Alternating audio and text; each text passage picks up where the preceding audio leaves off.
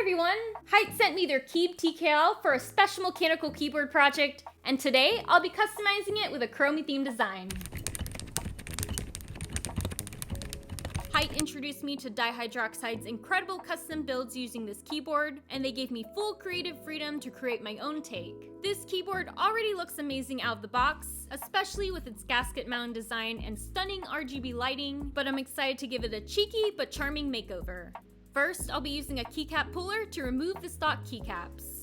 Then, I'm using a switch puller to remove the HYTE fluffy lavender linear switches. This PCB is a 5-pin hot swap, so removing the switches was pretty straightforward. Before I move on, I wanted to highlight one of my favorite features, the dual magnetic rollers.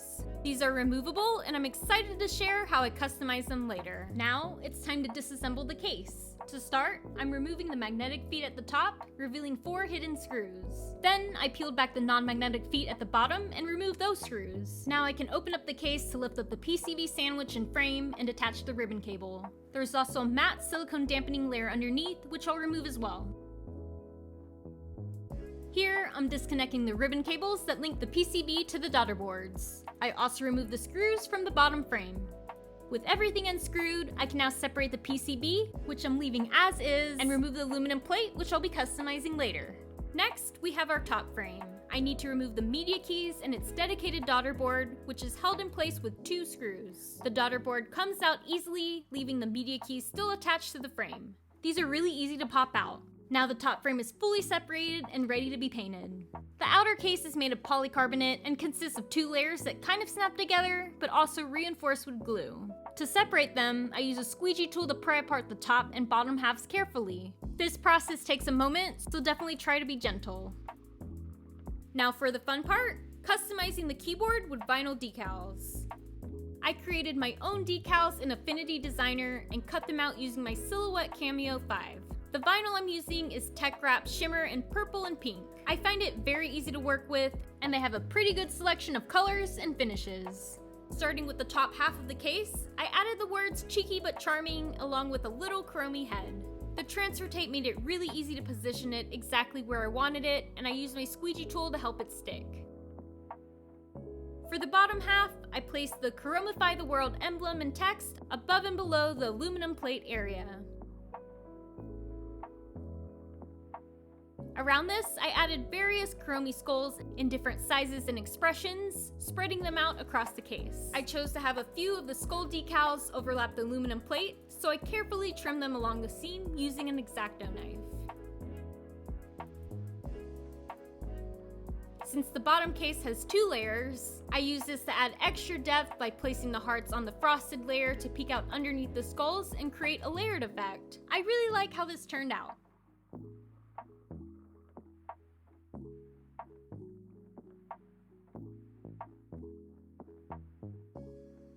Moving on to the aluminum plate, I applied 3 Kuromi skulls above the arrow key cutouts using a matte pink vinyl from Tech Wrap. To paint the top frame, I prepped the surface by sanding it, then painted it using Krylon spray paint, matte white for the base coat, chalky pink for the main color, and flat clear for the top coat. Here's how the finished paint job looks. I love how soft the pink turned out. And now, to put everything back together, the silicone mat goes into the bottom case and the aluminum plate goes over the PCB sandwich and bottom frame. The media keys can just pop back into place and the daughter board can be screwed back on. I placed the top frame over the PCB sandwich, flipped everything over, and used the screws to attach the frames back together. I also reattached all the ribbon cables connected to the rollers and media keys, as well as the last ribbon cable to the PCB. Then, I reattached the top and bottom halves of the case to close it up. Because the case is now fully assembled, I flipped the keyboard over, screwed in the case screws, and placed the magnetic feet back on.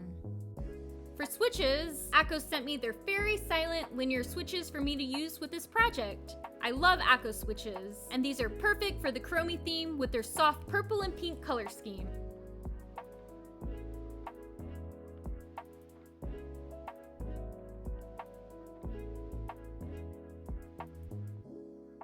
For keycaps, I went with Cam Lil Dragon. I'm using the Latin Alphas and Novelty Kit, which are compatible with this TKL layout.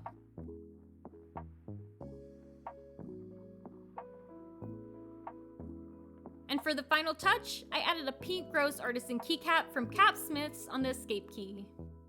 To finish off the build, I added tiny purple Kuromi skulls to the rollers. They're hand applied with tweezers, and I love the little extra detail this adds. Before closing everything up, I quickly added a few extra pink vinyl decals inside the case, which will show through the top layer beneath cheeky but charming. And here's the final result! I had so much fun with this project, and I love how I could completely customize and Kuromify this build with vinyl crafts and paint. The painted frame, decals, and custom rollers bring it all together, truly making this a cheeky but charming mechanical keyboard. Finally, I want to give a huge thanks to HYTE for letting me mod their Keeb TKL. If you're looking for a fully customizable, high-quality TKL keyboard, this is an amazing option. Now, here's a sound test to wrap things up.